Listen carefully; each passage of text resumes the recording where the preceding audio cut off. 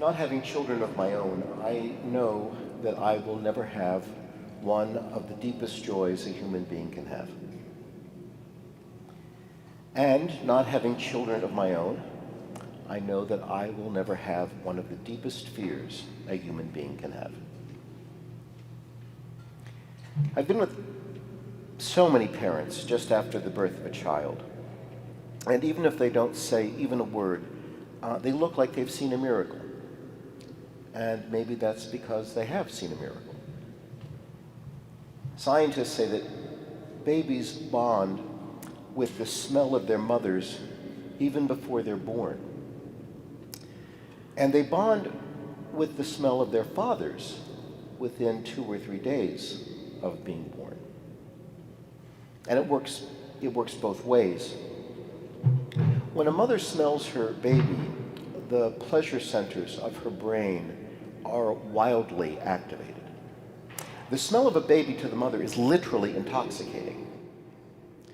And amazing, at least to me, it seems, science tells us, that expectant fathers gradually, during the mother's pregnancy, have a gradual drop in their testosterone and a gradual increase in their estrogen to make them available, like the mother, to link to the smell of the baby.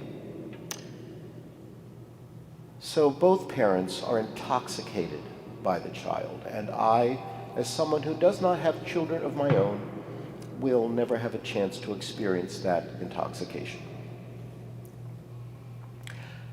But neither will I ever experience the worry of being a parent. It's not just that babies are so fragile, that they're so physically vulnerable, though they indeed are. It's not just that. You only have to pay attention to the workings of your own mind and the patterns of your own living to know that children soak up everything. Every kindness that you do to them, every cruelty that they witness, etches a child's mind. And once it's there, undoing it is nearly impossible. Freud was wrong about a lot, but Freud was not wrong about that.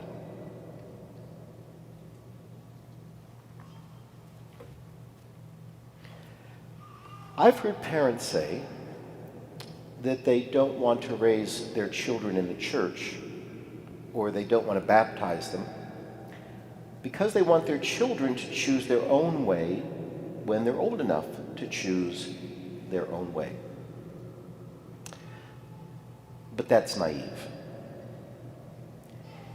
Because if we don't give our children, when they are very small, a notion of what life is ultimately about, if we don't give them a notion of what is really real when they are tiny, being the sponges that they are, they will find it for themselves, and they will find it now, and they will not wait until they're old enough to decide. To decide not to immerse a child in the life of the church so that they can decide for themselves later on in life what they believe is like not teaching them to swim until they're old enough to decide for themselves if they want to swim, or to read, or to speak your family's language. Parents make all kinds of decisions for their children, and good that they do, because if they don't, children will do it for themselves, and they will do it long before they are conscious and can make a conscious decision. Now, I don't have children, so I do not and never will know the worry of all of that. But, that doesn't really let me off the hook. Especially as a priest, I'm not off the hook. The past decade has shown us just how much damage adults can do to their children, even if they are not the parents of the children. But ironically, I know from my own experience how much good priests and brothers and sisters can do for children who are not their own. But it's not just the parents, and it's not just the clergy and religious either. All of us adults in this room, we tower over children. We tower over them in size, and we tower over them in power. And every word, every gesture, everything we do makes an impression on those children, and that impression will last forever.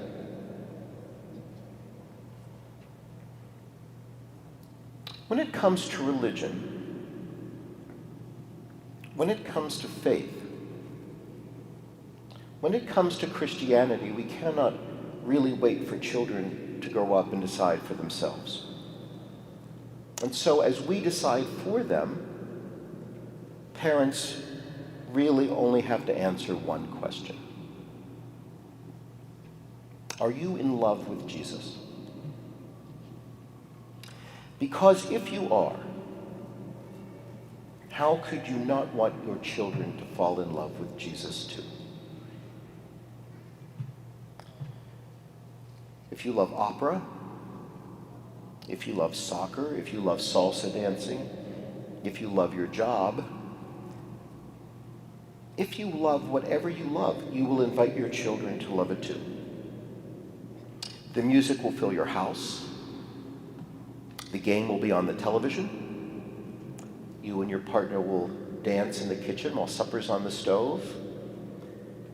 You will take your children with you to work on Bring Your Child to Work Day. Your children may never love any of that the way you do, but children soak up everything. And when you invite your children to love what you love, when you invite your children to love what gives you joy, you are loving them well. And to do that is not to create an imposition on your child. When you do that, you are giving your child a gift.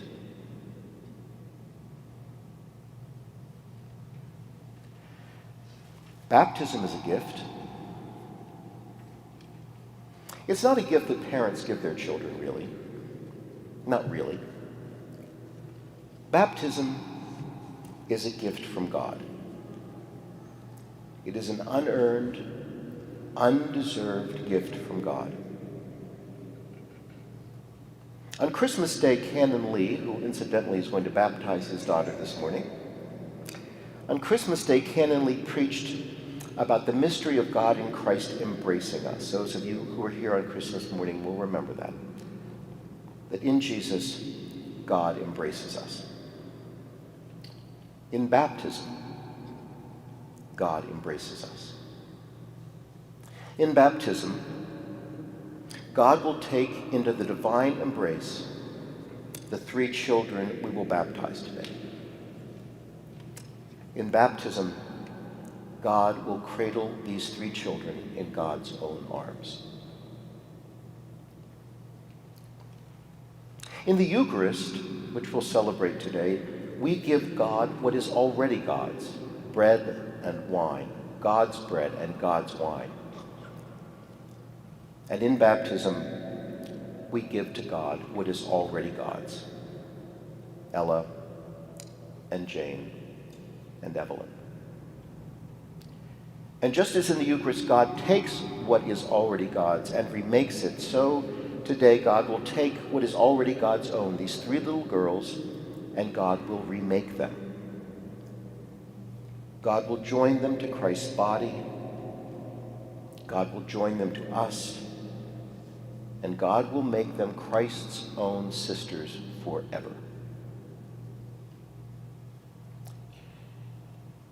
What God will do today at that altar with God's own bread and wine, no one can see what God is doing except God gives them to see it.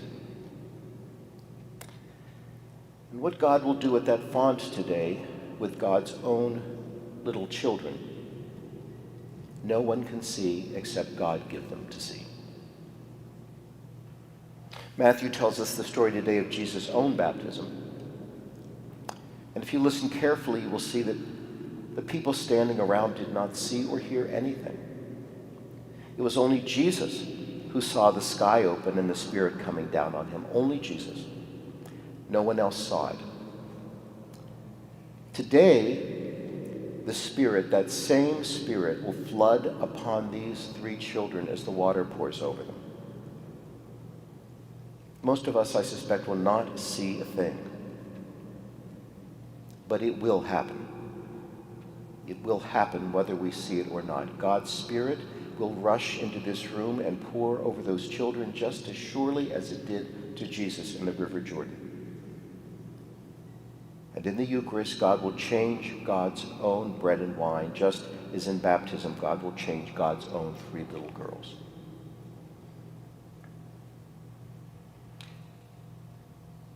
Today, God takes these three little girls into God's own arms.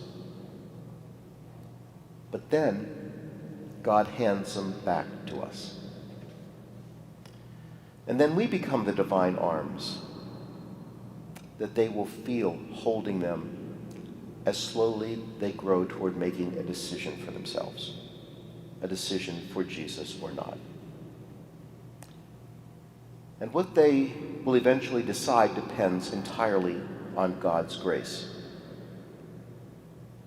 But so too does it depend on us, through whom God's grace will operate in their lives. The Church asks us this question as we prepare for baptism. Will you do all in your power to support these persons in their life in Christ? That's what the Church will ask of us today. And how we respond, not in word, but in deed, may be the very thing that will lead them to one day choosing Christ for themselves.